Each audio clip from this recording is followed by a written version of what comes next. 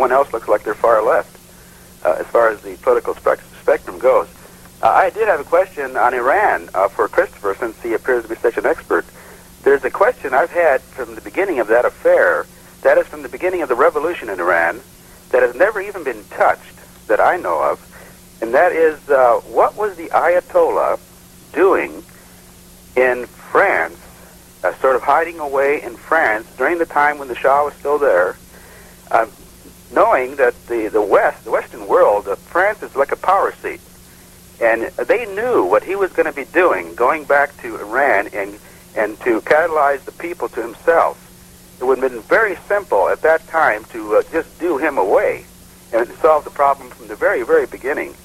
So what was he really doing there? Was he really their man to start with and to ride the revolution for 30 years or 20 years or whatever it took and eventually hand it back to the empire? Chris?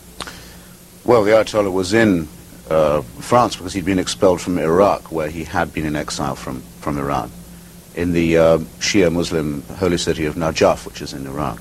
The Iraqis got nervous and expelled him. The French took him. The French like to be on both sides of all questions in the Middle East and succeed tremendously well as a general rule. I think, though, they, along with everyone else, including the Iraqis, consistently underestimated the appeal of the Ayatollah to the Iranian people. So I don't think it really crossed anyone's mind that he was a threat while he was living in Nui. In November of this year, it's possible that we'll be able to peek into the British House of Commons. They're going to go on television for a 6-month experiment. What do you think that impact will have on Margaret Thatcher's government? Well, it surprises me that she's allowed cameras into the chamber. She voted against it. Yes, but the government didn't oppose the move, which it had been expected to do. She's against it personally.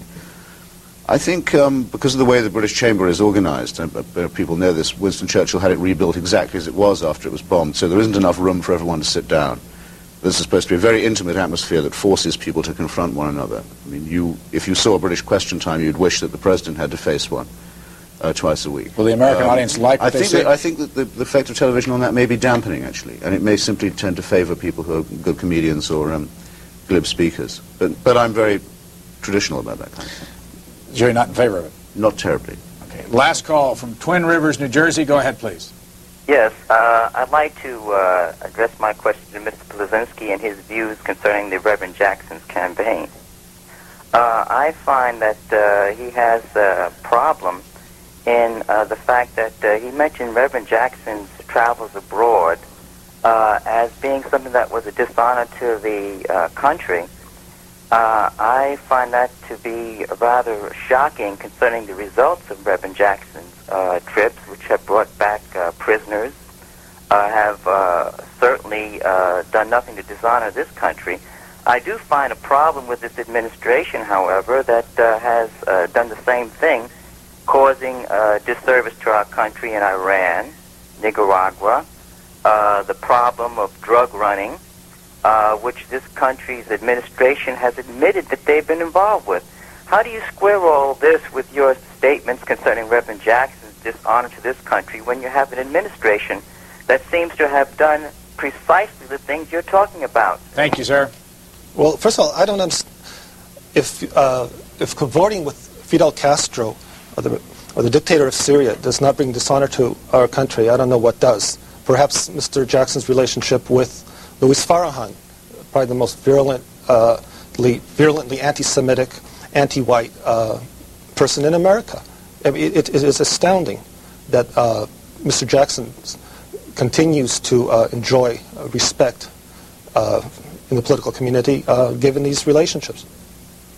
In the New York Times this morning, the wife of Senator Albert Gore, Tipper Gore, has an op-ed piece, Curbing the Sexploitation Industry. You both, I'm sure, have seen previous remarks on this. Is this helping or hurting his candidacy? I hope it's hurting it. I mean, I think the word is out on teenage sex. I think it would be quite difficult to get the toothpaste back into the tube. I don't think Mrs. Gore is going to be the one to do it, and I think she should give up trying for everybody's sake, not just for his. No, I mean, Mrs. Gore tends to be much more impressive than her husband, and she has a basic sense that there's too much vulgarity in our culture, and it's a vulgarity that just goes uncensored, justice simply is sort of forced on the country as a whole, and people cannot react strongly enough against it. It's because then they are called prudes and censorers. And I think she's trying to restore a sense of decency to our country. Chris Hitchens, what are you writing in the March 12th issue, which is the next one after this one? I'm going to ask ABC News if Henry Kissinger will continue to be their impartial consultant, having called for the press to be banned from the West Bank.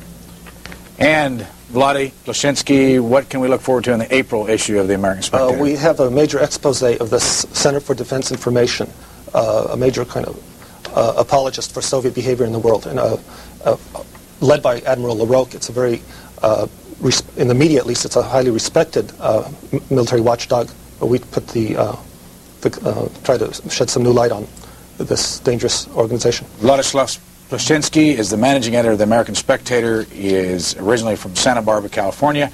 And Christopher Hitchens is a columnist with The Nation. He's been at The Nation since 1978. He's originally from Portsmouth, Hampshire, England. Thank you both for joining us, and thank you, audience. Have a good day.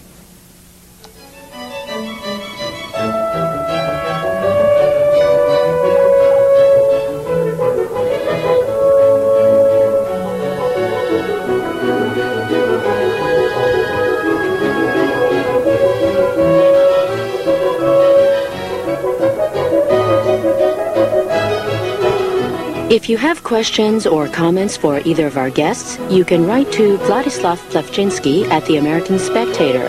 The address is 1101 North Highland Street, Arlington, Virginia, 22210. Christopher Hitchens can be reached in care of the nation. That address is 72 Fifth Avenue, New York, New York, 10011.